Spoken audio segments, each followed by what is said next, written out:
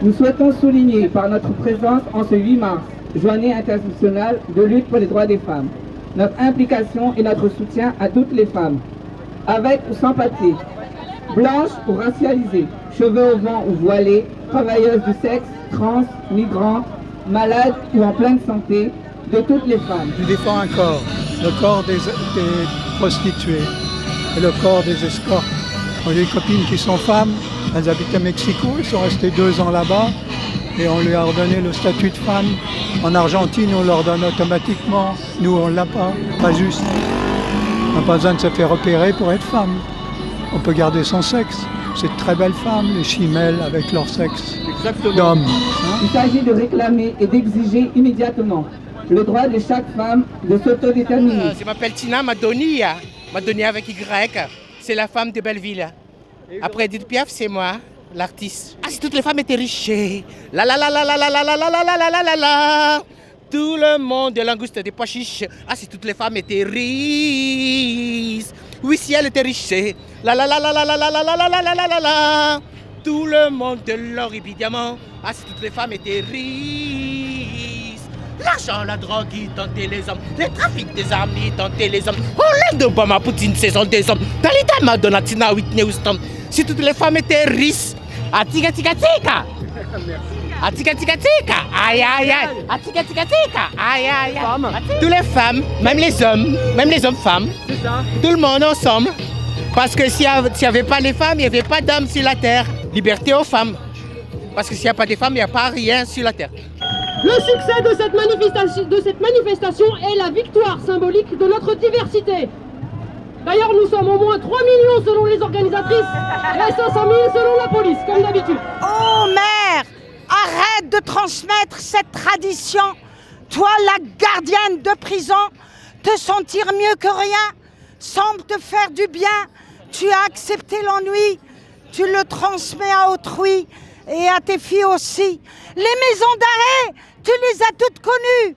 Une prison par statut, ta mère l'a prescrit et c'est le sexe qui l'a écrit. Certains se félicitent de défendre la liberté d'expression des hommes blancs hétérosexuels. Un contexte où l'on se vautre dans une union nationale dont on veut nous faire croire que c'est un mouvement social. Nous avons besoin de ce féminisme-là, de notre féminisme. Un féminisme inclusif, un féminisme festif, un féminisme qui porte les désirs et les besoins de chacune. Pour résumer, on veut des droits et du respect pour les putes, les trans, les grooms, les meufs voilées, les meufs des quartiers, les meufs racisées. Vous avez préféré vous manifester à cette manifestation-là plutôt qu'à la grande manifestation, celle du 8 mars de la journée de la femme? J'avais envie d'être là tout simplement. Dans l'autre marche qui est à la République, c'est ça, il y a des personnes du gouvernement qui manifestent. S'ils manifestent, ça veut dire qu'ils luttent pour l'égalité des droits femmes-hommes.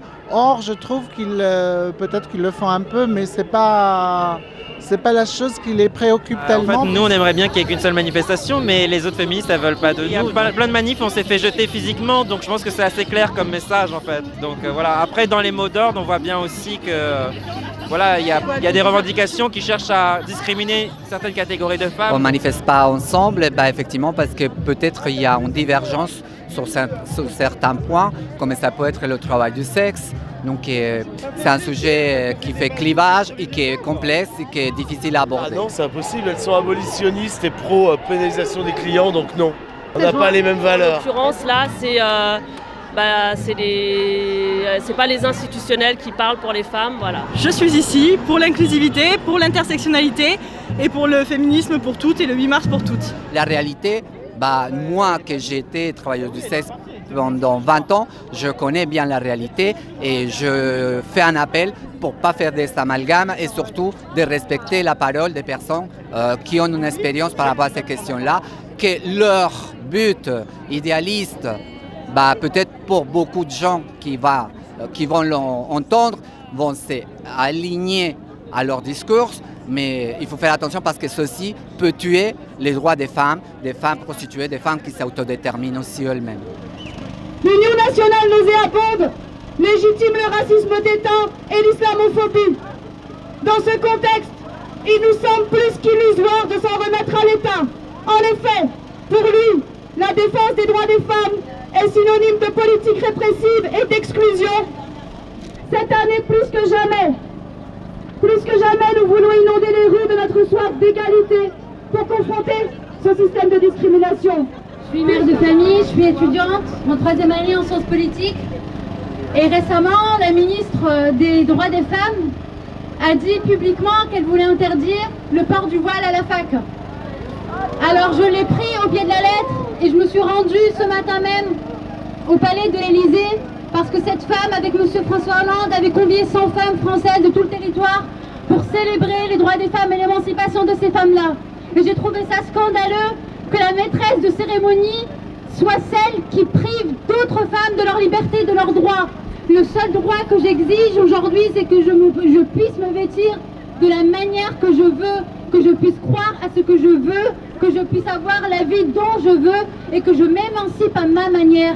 Et que ma féminité, je la vois et je la conçois et je la construis à ma manière et non pas à sa manière. Je trouve que soyons toutes et tous unis, c'est le plus important. Et bonne manifestation, merci. Nous, africaines, afrodescendantes, afroféministes, sommes là aujourd'hui pour être visibles et donner de la voix à nos expériences. En ce 8 mars 2015, journée de lutte, nous voulons rendre compte des réalités qui nous concernent. Cette société hétéro-blanc-triarcale ne nous fait pas de cadeaux. Nos corps sont discutés, violentés, exhibés. Mais nos corps ne sont jamais écoutés.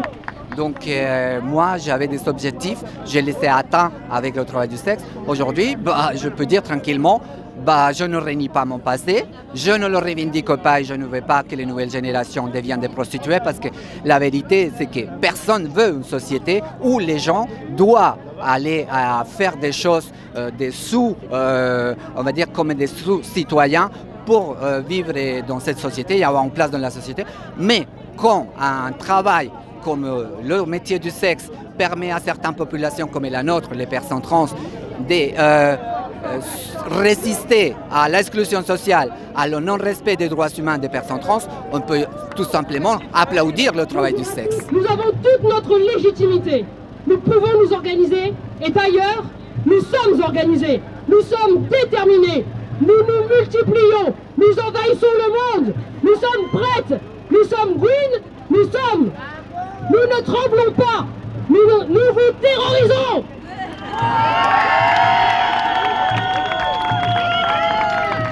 La lutte continue et que la fête commence. Hey man, si tu frappes une femme, regarde qu'un jour elle te défonce le crâne. Hey man, si tu frappes une femme, regarde qu'un jour elle te défonce le crâne. On gagnera parce que de toute façon, avec la loi sur le racolage, on a vu les dégâts que ceci a provoqué. Donc si aujourd'hui il met en place une nouvelle loi pour pénaliser les clients, on verra les dégâts plus tard. Malheureusement, il y aura des victimes et ces victimes, il faut les protéger et nous on combat pour les protéger et on est ici pour ça aussi.